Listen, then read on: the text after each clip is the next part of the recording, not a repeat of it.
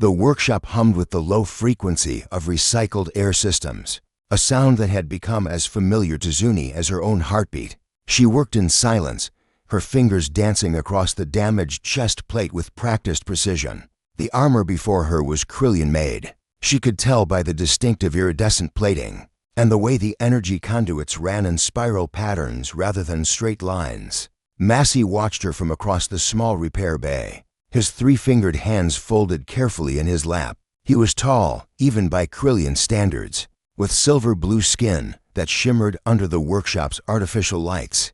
His eyes, large and multifaceted like cut gems, followed every movement she made. He had limped into her shop 2 hours ago, his armor sparking and failing, barely holding together after what must have been a brutal encounter. "You work quickly," Massey observed, his voice carrying that melodic quality all Krillians possessed. Like wind chimes in a gentle breeze, Zuni didn't look up. "Years of practice. This damage pattern suggests plasma fire. Close range too. You can tell all that from looking?" A small smile played at the corner of her mouth. "I can tell a lot of things." She reached for a molecular welder, her sleeve sliding up her forearm as she adjusted her grip.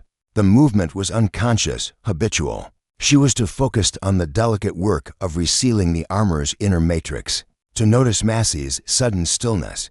But he noticed. Oh, he noticed. The mark on her wrist was small, no larger than a credit chip, but unmistakable. Even in the dim lighting of the workshop, it caught the glow from her tools. The Earthborn seal, a stylized image of humanity's homeworld, wreathed in what looked like ancient script, with 2 crossed stars above it. It was the mark given only to those humans who had served in Earth's most elite defense forces, the ones who had fought in the border wars, the ones who had held the line when the Confederation nearly fell. Massey's primary heart skipped a beat. His secondary heart compensated, but he felt the surge of adrenaline through his system anyway. "You're Earthborn," he said quietly. It wasn't a question. Zuni's hands paused for just a fraction of a second before resuming their work. "Was. Long time ago. The seal doesn't just fade away. You earned that mark." She set down the welder and finally looked at him properly. Her eyes were brown, warm like fertile soil, but they carried depths that spoke of things seen and survived. "And your Krillian military. Probably special operations, given the grade of your armor. So we both have pasts we'd rather not discuss." Massey leaned forward slightly. "The Earthborn fought at Kepler 442. My unit was there. We would have been overrun if not for a lot of brave people doing what needed to be done." Zuni interrupted, returning her attention to the armor. "That's all history now." But it wasn't just history to Massey. The Battle of Kepler 442 was legendary among the Krillian military. His people had been on the verge of extinction, their colony worlds under siege by the Vorati swarm. And then the Earthborn had arrived, just 3 companies, but they had fought like demons. They had held landing zone Epsilon for 72 hours straight, buying time for the evacuation of 2 million Krillian civilians.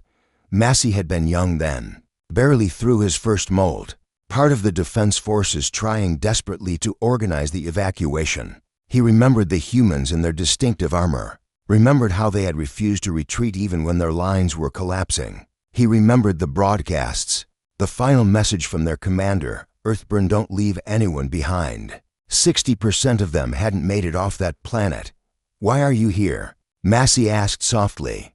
"In this repair shop, in this forgotten station on the edge of nowhere." Zuni worked in silence for a long moment, the molecular welder humming as it knit the armor's broken sections back together. When she finally spoke, her voice was distant, like she was talking to herself as much as to him. "Because out here, nobody cares who you were. They only care if you can do the job."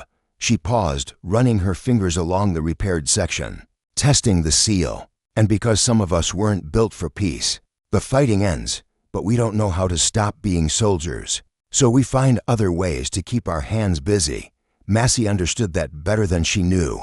He had his own reasons for being on this forgotten station, his own demons he was running from or perhaps running toward. "The armor is combat ready," Zuni announced, straightening up and wiping her hands on a rag. "I reinforced the weak points and upgraded your energy distribution system. Should handle another plasma encounter, maybe 2 if you're lucky.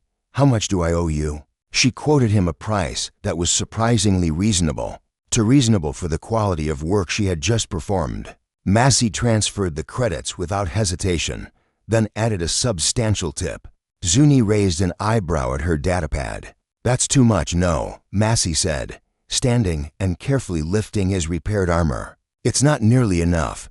He met her eyes, and in his alien features, she saw something very human: gratitude, respect, and a shared understanding of burden. "My grandmother was on Kepler 442. She was 6 years old when the Earthborn held that landing zone. She's 73 now, with children and grandchildren of her own." Zuni's expression softened almost imperceptibly. "So no," Massey continued, "it's not too much. It could never be too much." He turned to leave, but paused at the door. "If you ever need anything, and I mean anything, there's a Krillian who remembers." We all remember. After he left, Zuni sat alone in her workshop, the hum of machinery her only companion. She looked down at the Earthborn seal on her wrist, that small mark that carried so much weight. She had tried to hide from it, tried to become someone else, but maybe, she thought, some seals weren't meant to be hidden. Maybe they were meant to remind us of who we were when it mattered most. In the silence of her workshop, surrounded by broken things waiting to be fixed, Zuni smiled.